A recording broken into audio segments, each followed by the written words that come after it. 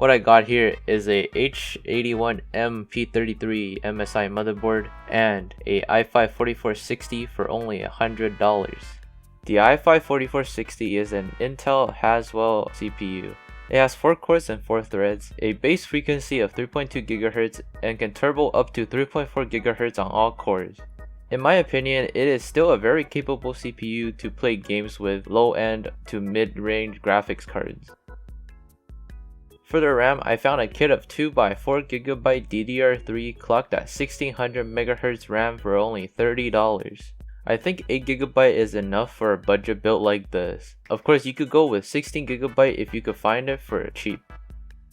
For the boot drive, I got this 120GB SSD from AliExpress brand new for only $20. These SSDs are readily available on AliExpress right now for only $22. The only reason I got mine for $20 is because all the coupons and the sale it had on AliExpress. I'll put the links in the description for this SSD, but you could also find other brand SSDs with similar price on AliExpress.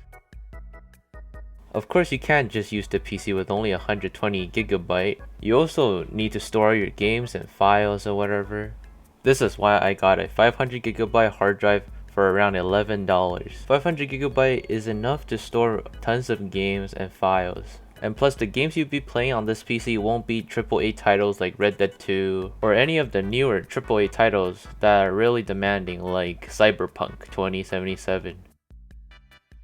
For the graphics card, I took out the 660 Ti from a Athlon build that I bought off on Facebook for really cheap, so I'm gonna count this card as $40. To power everything in this build, I got this brand new EVGA 500BA 80 Plus bronze not modular power supply on sale for $42. I will leave a link in the description. Unfortunately, you'll have to keep a lookout for this because right now it's on sale for $69.99, which is not worth it in my opinion. To put the whole thing together, I decided to use a HEC HX210 black. Came with one 80mm fan in the back, so I had to add my 2 RGB snowman fans that I got for $5 each in the front. This case has really bad airflow. I would not recommend it at all, unless you could get this case for like 20 bucks. Here is the total cost of this build in the US conversion.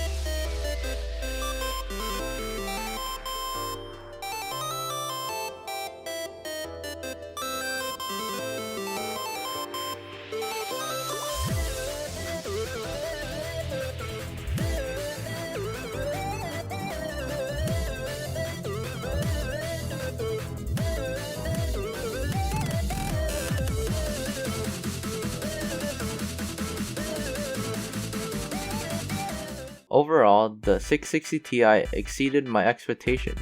It's still a pretty good card for 2021 if you're only into some light gaming or esports title, or if you don't mind turning the settings down or lower the resolutions for newer titles. That is, if you could find this card for around $40.